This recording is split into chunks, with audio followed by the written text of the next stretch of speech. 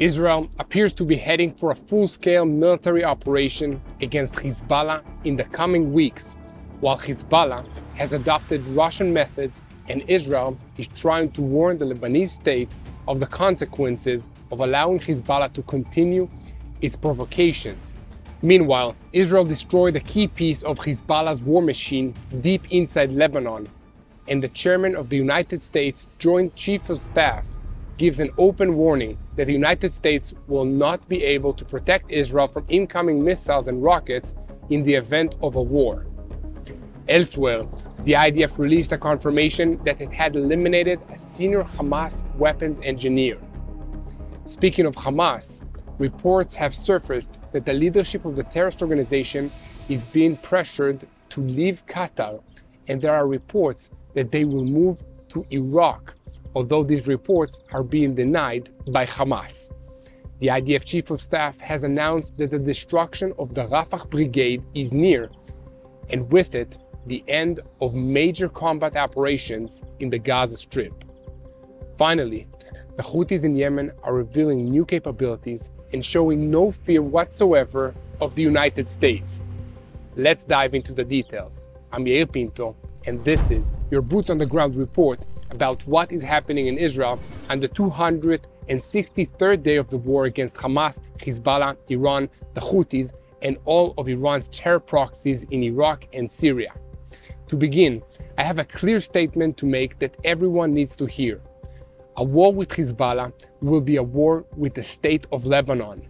Yesterday, a security official from Israel was quoted giving a clear message to Lebanon.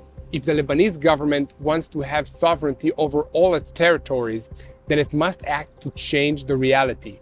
If we enter southern Lebanon, then we will not leave before an agreement.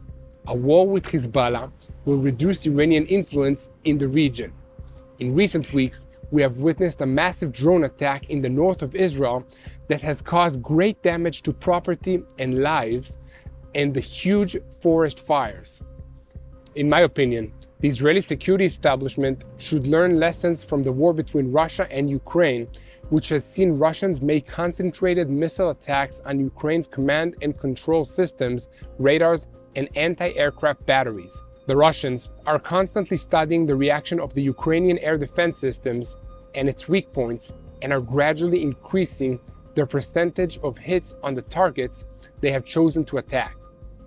It is becoming clear that Hezbollah is using a similar method of operation against IDF forces on the northern border. Therefore, the Israeli starting point should be that Russia, Iran, and Hezbollah share among themselves advanced technologies and tactical knowledge that they have gained mainly from the war in Ukraine, but not only, and apply these combat insights into other areas. Meanwhile, an Israeli source told the British news channel Sky News that we will continue to exhaust Hezbollah until the northern front becomes the main front. Everyone acknowledges that a war with Hezbollah means a wide-scale conflict, and Israel is preparing for this scenario. The forces of the IDF on the border with Lebanon are 4 times more than they were before October 7th. This will be a war to reduce Iranian influence in the region, and the IDF is anticipating that the war will include all fronts, including attacks from Syrian territory.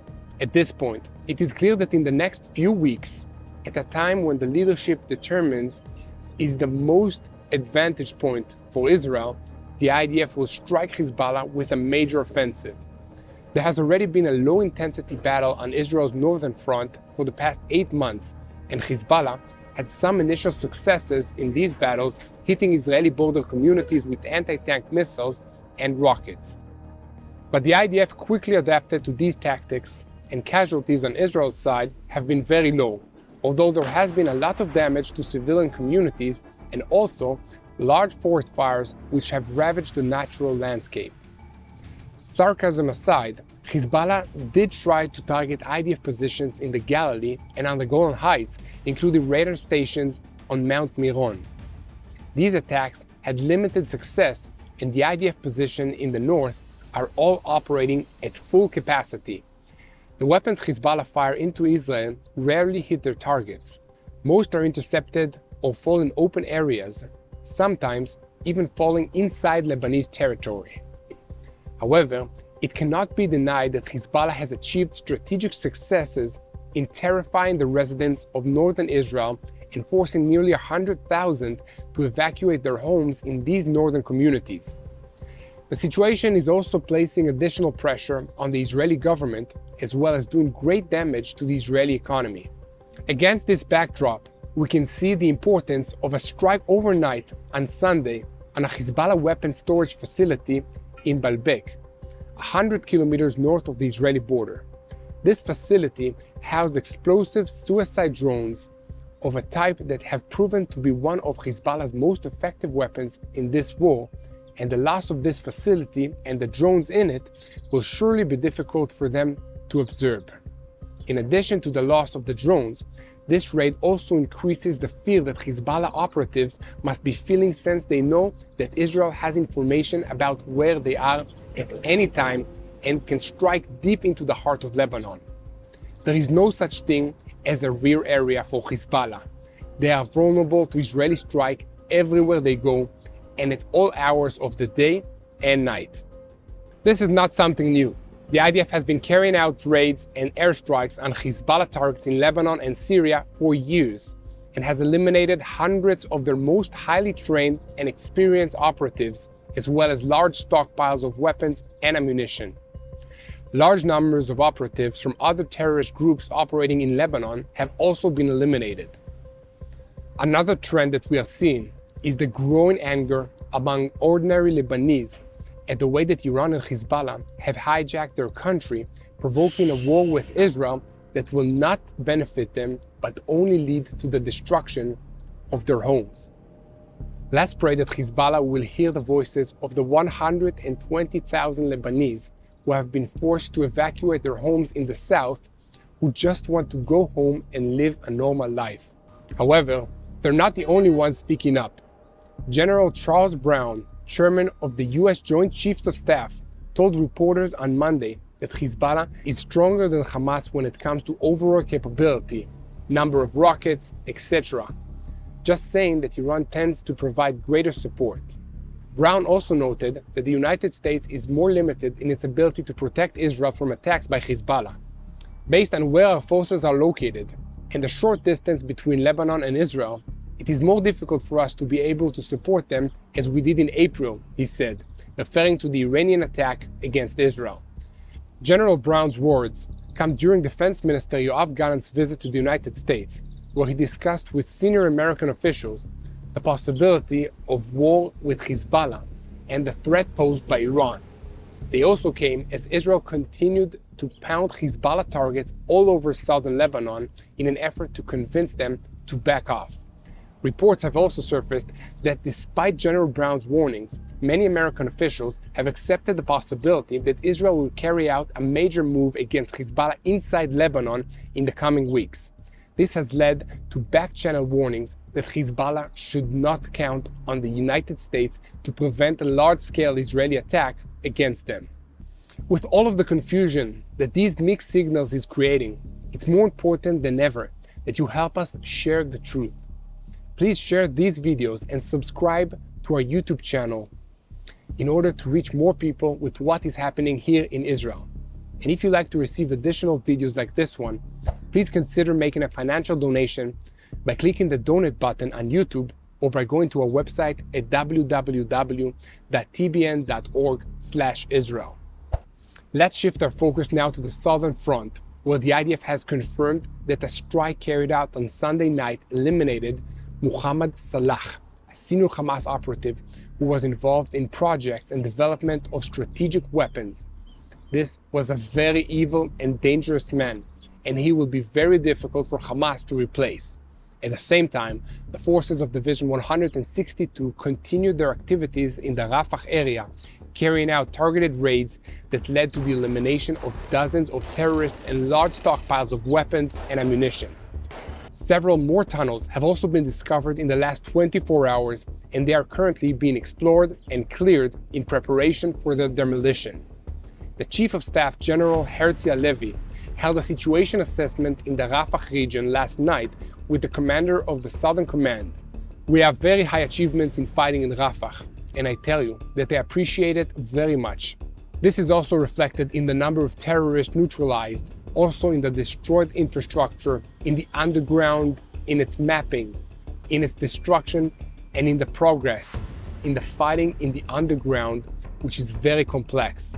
The fact that Division 162 now controls the Philadelphia Road from the sea to the border triangle, Israel, Gaza, Egypt, is very, very significant. This is closing Hamas's oxygen pipeline for future smuggling, and we are now handling the underground assets. From all indications, we are rapidly approaching the point where we can say we have dismantled the Rafah brigade, he concluded. Please continue to spread the truth, share, and follow us, and take a minute to find the follow button and click on it so you can subscribe to this YouTube channel and never miss a video of what is happening in Israel. Shifting to international affairs, the Hamas leadership is reportedly coming under intense pressure from the government of Qatar to show more flexibility in the talks for a ceasefire in Gaza. However, these leaders either won't or can't be flexible, so instead, they're reportedly getting ready to leave the luxury hotels of Qatar and relocate to Iraq. The plan is for Iran to be responsible for their accommodations and security in Iraq, according to the reports, which first appeared Monday evening in the Emirati news portal, The National, but Hamas issued a denial on Tuesday morning. However, it must be noted that Hamas recently opened offices in Baghdad, and the report also said that these plans have been already approved by Iraqi officials last month. We should also remember that CNN reported on June 7th that the United States has demanded that Qatar expel the Hamas leadership if they refuse to agree to a deal to release Israeli hostages that are still being held in the Gaza Strip. In addition, about 2 weeks ago, it was reported in the pro-Qatari newspaper, Rai Al-Ayoum, that the leadership of Hamas appealed to many countries, Arab and Islamic, to move its seat from Qatar, but most of these countries closed the door for fear of American retaliation. The choices facing the terrorist organization remain very limited because only a few countries have agreed to accept the organization's leadership and only under strict conditions. Now, let's get back into the news. As an official with Israel's Southern Command gave a briefing in the last 24 hours to explain the military situation of Hamas. In short, Hamas is on the verge of total collapse. Their ability to manufacture weapons has been largely dismantled, along with their command and control infrastructure. In addition to this, there are indications that ordinary Gazans who are tired of this war have begun to act to try and prevent them from firing at Israel. Since October 7th, the IDF has carried out 30,000 warplane strikes on targets in Gaza and many thousands more using combat helicopters and drones. Many of these strikes were directed at underground weapons factories and launch sites. As soon as rockets are fired, the IDF seizes the position and directs fire at it, leading to its destruction. The IDF Air Force operates a command and control station that operates around the clock, keeping watch over the region so when Hamas moves, they are observed and can be hit immediately. A constant stream of targets is processed and attacked by this station with the goal of destroying the military and civil infrastructure of Hamas. They have had many victories, but the battle is not over yet. Please, this is a war between good and evil. It's time to strengthen the truth and give it a hand. The world needs to know what is really happening in Israel. So please share the truth with us. Subscribe to this YouTube channel and share our videos with anyone who wants to know what is going on. An example of why it is so important to share the truth came a few days ago when a report emerged that dozens of civilians in Gaza were killed in a countermeasure intended to eliminate the senior Hamas leader, Raed's side. Reports of civilians being killed during an attack have become common in recent months. One of the questions that always comes up is whether it was involved or uninvolved civilians. The fighting in Gaza is complex like no other, and the challenges facing the IDF in carrying out the mission are unprecedented. Our tendency to simplify the rules into binary framework of involved or not involved is understandable. especially at a time when immediacy outwings precision. But it is important to understand that within the framework of those who we can say are involved in terrorist operations against Israel, there are further distinctions, and only the civilians who take a direct part in the fighting are the ones who are legitimate target for attack. And here, the question arises, is a Gazan resident who kept hostages at home considered an uninvolved civilian? I believe that this question answers itself, and I leave it to you to draw the conclusion amidst these reports about large numbers of uninvolved civilians who died as a result of the strike against the senior Hamas leader, Raed Said. There is one more story to report today, and it is about the Houthis, Iran's proxies in Yemen. There have been reports of several attacks on civilian shippings in the Red Sea and the Arabian Sea for 8 months since the outbreak of the Iron Swords War. In the last few days, statements have been issued by the Houthis saying that the American-British counterattacks, as they say, do not constitute a deterrent to continued escalation. In recent months, the Houthis' attacks against commercial ships have not stopped, and recently, the Mediterranean Sea was also included in the terrorist organization's range of attacks as part of another escalation that it announced. According to the Houthis, the attacks will continue until the war in the Gaza Strip ends. According to them, the escalation on their part in the current conflict is in the 4th stage, and there is still room for escalation. Recently, they also announced that they started attacking ships that are owned by companies that violated the ban on sailing to Israeli ports without considering which ships they are and who they belong to. The recent actions of the Houthis show that they are a continuing threat, and despite months of US-led airstrikes against the terrorist organization's strategic sites in various ports of Yemen, the Houthis are still blocking major shipping lanes and over time revealing that they have more powerful weapons which were obviously provided by Iran that they can use. Since Sunday last week, the Houthis have published official claims of responsibility for several attacks, including one overnight between Saturday and Sunday, which they said was carried out in cooperation with the Islamic Resistance in Iraq, a group of pro-Iranian militias operating in Iraq and Syria. The cooperation with the Islamic Resilience in Iraq is another part of the escalating stages of the terrorist activities of the Houthis. At the same time, the United States Army is fighting the militia organizations in Iraqi soil.